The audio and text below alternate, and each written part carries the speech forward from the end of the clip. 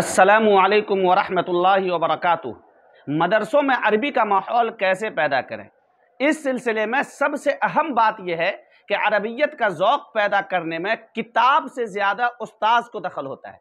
अगर उस्ताद में खुद ज़ौक़ नहीं है तो किताब खा कितनी अच्छी हो, तालिब इल्म के अंदर ये ज़ौक़ पैदा होना मुश्किल होता है। लिहाजा उस्ताद को चाहिए कि वह खुद अपने ज़ौक़ अरबियत को तरक्की देने की फ़िक्र करे, अदब की किताबें अपने आम मुताले में रखे और ख़ुद अपनी तहरीर व तकरीर की मश्क को खारिज औकात में पढ़ता रहे।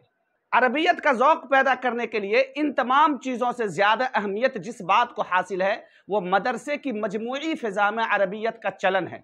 इस गर्ज़ के लिए हमारी राय में तो दर्जा राबिया से ऊपर के तमाम असबाक अरबी ज़बान में होने चाहिए, लेकिन अगर यकायक ये तब्दीली मुश्किल हो तो कम अज़ कम मदरसे के तमाम एलानात, दफ्तरी इंदराजात, तमाम दफ्तरी कार्रवाई, इम्तहान के पर्चे और उनके नताइज गैर फौरी तौर पर अरबी में मुंतकिल करने चाहिए और रफ्ता रफ्ता मदारिस के माहौल को इस सतह पर लाना चाहिए कि उनमें ज़रिया तालीम मुकम्मल तौर पर अरबी ज़बान बन जाए।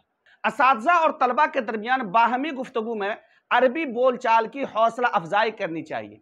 अगर असातिज़ा और मुंतज़िमीन इस बात का एहतमाम करें कि वह आपस में नीज़ तलबा से सिर्फ अरबी में गुफ्तगू करेंगे तो बहुत जल्द अरबियत का एक खुशगवार माहौल पैदा हो सकता है।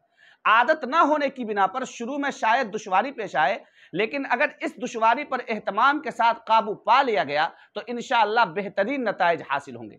महीने दो महीने में तलबा के ऐसे इज्तिमाआत मुनाकिद करने चाहिए जिनमें तलबा अरबी में तकरीरें करें और मकाले पढ़ें।